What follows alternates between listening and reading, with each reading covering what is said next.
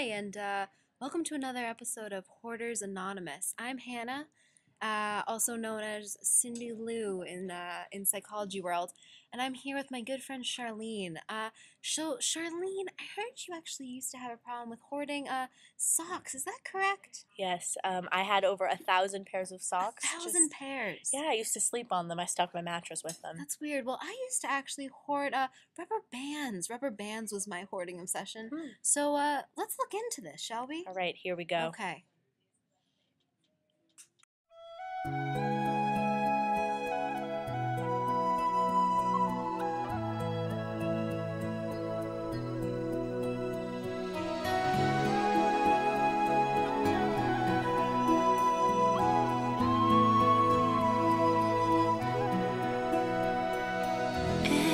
Every night in my dreams, I see you. So, Charlene, I know you're an expert on the symptoms of hoarding. Could you tell me about some of those? We have a cluttered living space. And what do you mean by that? Like inability to discard items. Okay. They'll keep stacks of newspapers, magazines, or junk mail. So, even like, car magazines, does that still count? Yeah, that'd be very specific, but yes. Okay, yeah. okay. I gotcha. I get where this is going. Right. They also they acquire seemingly useless items. Like what? Like spatulas. Okay. But they believe they will have value in the future, and they have an excessive attachment to them. Like emotional attachment. Yeah. Okay, I gotcha. Difficulty managing daily activities, difficulty organizing things, shame or embarrassment, and limited to no social interaction. I know when I was hoarding rubber bands, I barely spoke. I barely got out. It's a shame. Only to my rubber band parties, but that was every Monday. That was only every Monday. Whole nother story. Yeah. So now, let's move on to the possible causes. I know you visit Dr. Robert Proshuby about your hoarding obsession, and I know he's great, and I know he's discussed with you the possible causes of your hoarding obsession. Could you, go into those with us? I would love to learn more. We explored the possibility of some causes being genetics. Hoarding could run in your family, stuff like that. Did your parents have a hoarding of socks? My mom had a slight hoarding of shoes, actually. Okay, so that's slightly similar. related. It's similar. That's my grandmother. Yes, your grandmother had a hoarding problem. Oh, huh. We also could have some traumatic events, like a robbery, makes you feel unsafe. And now that I think about it, actually, I think I did. I was robbed by this man in purple. That's unfortunate. It was I'm a sorry. flamboyant robber. We also have troubled upbringing if you have a lack of basic needs. For example, if you didn't have a lot of food as a child, you may hoard food so you never have to worry about not having any. Now that I think about it, actually, my hoarding obsession with rubber bands did come about. I was only able to use staples when I was little, and I found that just didn't work. So, yeah. You could also suffering the loss of a loved one, feeling unsafe if your mother died. My hamster died, actually, a few days ago. That could have been the cause of your hoarding obsession. Samson the hamster. That's I'm very We sorry. did actually have a funeral for him. We got tulips. I'm very sad. I'm very sorry Thanks. for you. So we aren't alone in this hoarding obsession that we we're not. have. I know you know a lot about the history, so why don't you tell us a little bit about how it came about? I'm a hoarding historian, actually, to believe it or not. So, the earliest reference to hoarding actually occurred in Dante Alighieri's Divine Comedy. This was written in the 14th century, and it's basically Dante writes about him and a guy descending through the 9 circles of hell. Quite devastating, and they actually descended through these through purgatory and then paradise, and basically eventually into hell. Wow. If I'm correct. And in the Inferno section of this novel, they actually encounter a group of people who are hoarders, actually. And their lives were spent acquiring possessions and chasing wealth, and they basically shielded themselves from God's light by doing this, to live with eternal doomness, I guess, if that's a word. So I can relate to that feeling. yeah, me too. Dante. But Charlene, I know you have an obsession with Russian novelists. Is that correct? I do. Well, do you know Nikolai Gogol? Of course I do. Well, he actually wrote a book called Dead Souls, and in Dead Souls, he has a character named Plushkin. And Plushkin actually would go around and fish for old pieces of women's rags and iron nails, and he became a hoarder. And actually, still in Russia, Plushkin syndrome is used in Russian psychiatry to refer to someone who has a hoarding disorder. So you and I are Plushkins. Oh, wow, that's very interesting. But the real awareness of hoarding actually became known and became focused on in the early 20th century. As you've learned, we've learned this in class with Rodelli, who is amazing. Love that woman. Love her too. In 1918, William James described hoarding as something instinctual that contributed to one's sense of identity. Whereas Freud, we also know Freud, said that hoarding money developed out of fixations at the anal stage of development. Gotta love the anal stage, right? I always thought his name was Freud. Is it actually Well, he Freud? loves the anal stage either way. So Freud and Freud doesn't matter. Cindy Lou, I'd just like to interrupt for a second. I don't know if you ever heard about my friend Beth Birkin. She was a cat hoarder. Have you ever heard of her? She just got divorced, actually. Really? Yeah, I don't imagine why. That was a long-term marriage. Yeah, she hoarded. How many cats did she have? I think 107, was it? Well, I mean, that's the last time I heard. Beth, Beth always is. She was always picking up cats. Birkin. We used to call her Burke. Remember that? I do.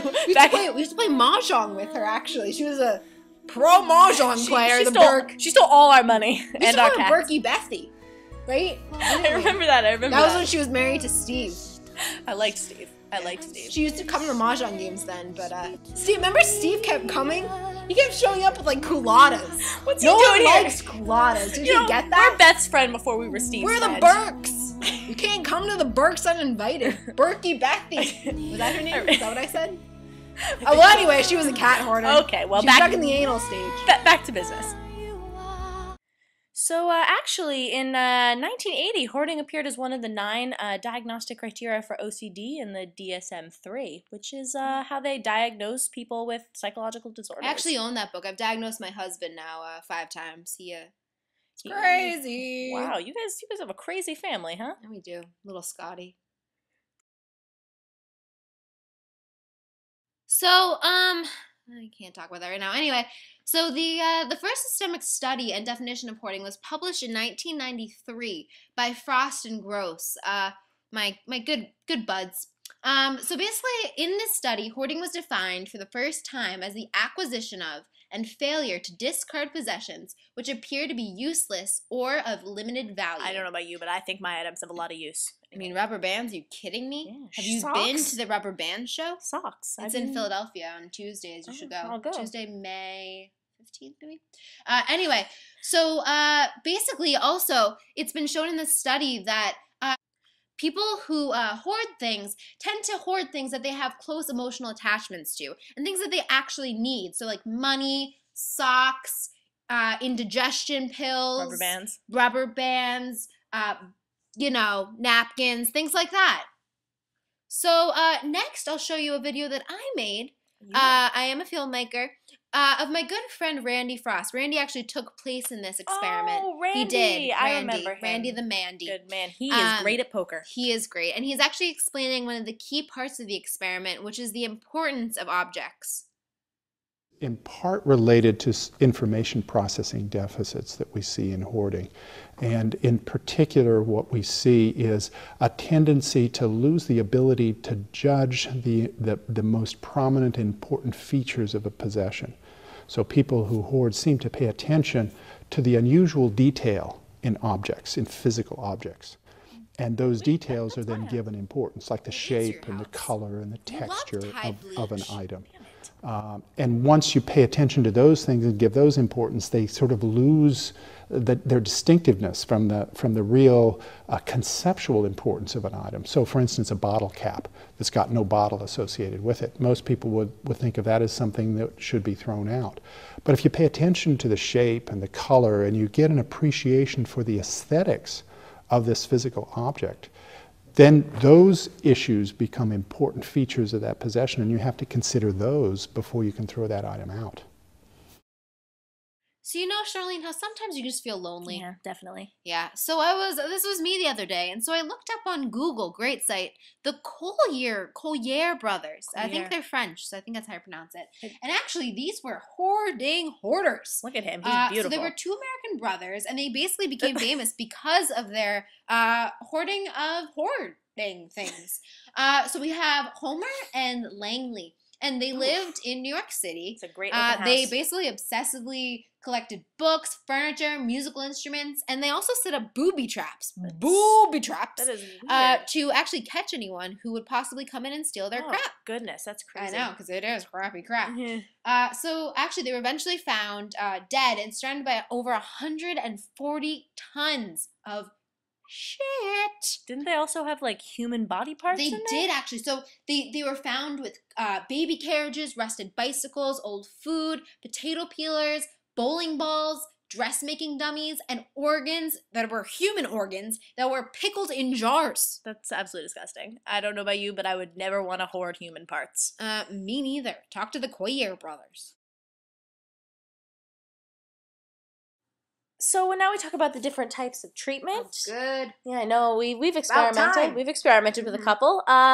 So I know that people who hoard may not realize the negative impact that it has on their life. I mean, I That's know my, crazy amount of socks sometimes, in the bed, my husband gets a little weirded out sometimes. And kind some of them I would kind of too. smell. Some of them kind of smell. I'm not gonna lie. Okay. So that Which might be kind the of sets a issue. weird mood when Yeah. you get into bed. It's kind of Yeah. like, whoa there. This is a little Guess that smelly. isn't happening tonight, if you know what I mean. Wink, wink, That's, Redelli. all right. So anyway, also the problem is though, like, I know you might have experienced this though, is when these items are taken away, which are comfort items, the person often will immediately start to hoard them again to try Yes. and gain comfort. Yeah, so when my You know what I husband mean? used to take them out of the bed, Mhm. I know I could not fall asleep. I felt dangerous Yeah. without my smelly socks I would around actually me. I'd hide my rubber bands with my pretzels, actually. That's I interesting. found that. That's interesting. Yeah, my husband never actually was able to find them there. You're crafty, huh? Steve did swallow a rubber band once, though. That's rough.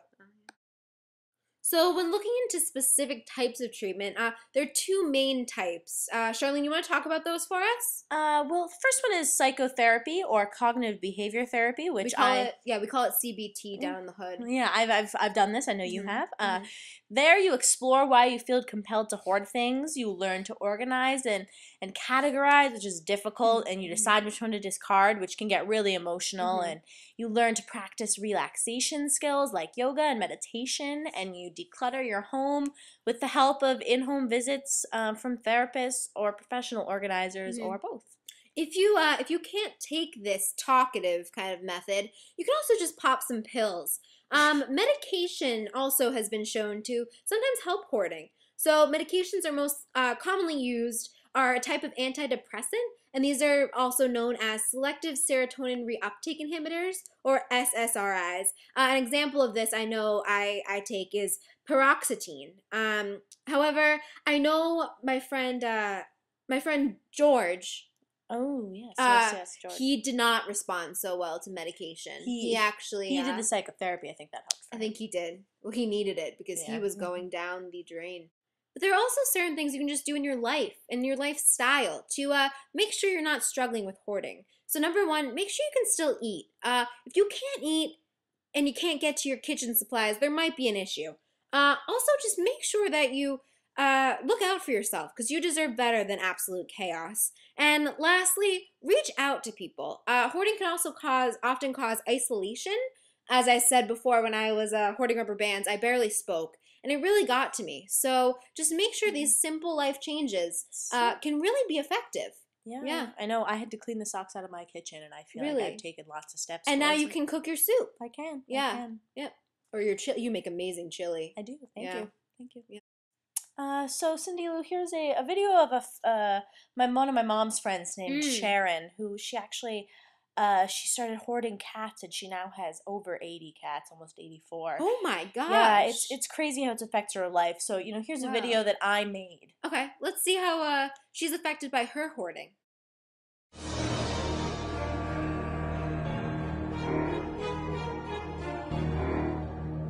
My name is Sharon. I'm 64 years old, and I love animals. If it walks around and it breathes and has a heart, I want to take care of it.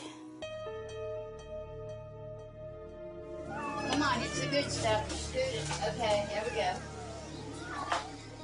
As soon as you walk in the door, there's cats, like right there, like vultures. There's cats in cages, on cages, cats on shelves, cats in the kitchen. There are just cats everywhere. Little cutie pies. Yeah, you are. Yeah. The cats just use the whole house for a litter box. When I go in there, it makes me sick. There's cat pee down the wall. There's cat everywhere. Yeah, you can wash it off. They'll just do it again, so.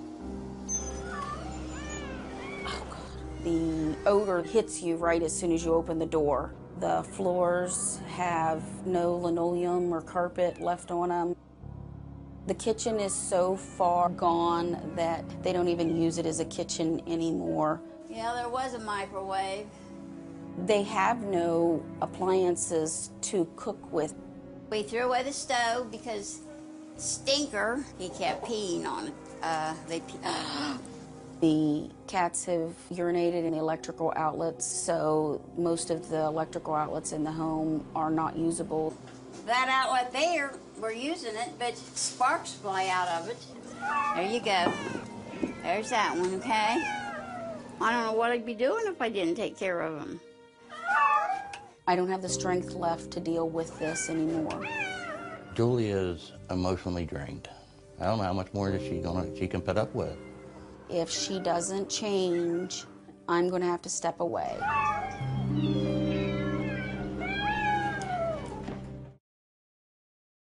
So, Cindy Lou, I guess that's all we got today. Had some fun, had some laughs, had some tears. I've learned a lot. We've taught a lot. We have. We've learned a lot, I'm sure. And we've connected, actually. I really like it. We should hang out more. Yeah, we definitely should. Yeah. We could do like group therapy together or something. Have you ever been to, what's the new taco place downtown? Taco Bell? Yeah. Have you been there? No. It's amazing. We should go. I might start hoarding those, actually. Just kidding. Well, just kidding. With our therapies, we know how to Now we know how to solve it. We know how to get as long over as you this. don't turn into the cat hoarder, I think we'll be. You know what? We'll be okay. I'm not a big fan of cats, so I don't think that's an issue. Okay. Well, sounds good. Well, join us next time when we talk about snow cones. Yeah, Snow which cones. I certainly love. So, I do too. Thank you for joining us. Berry blue.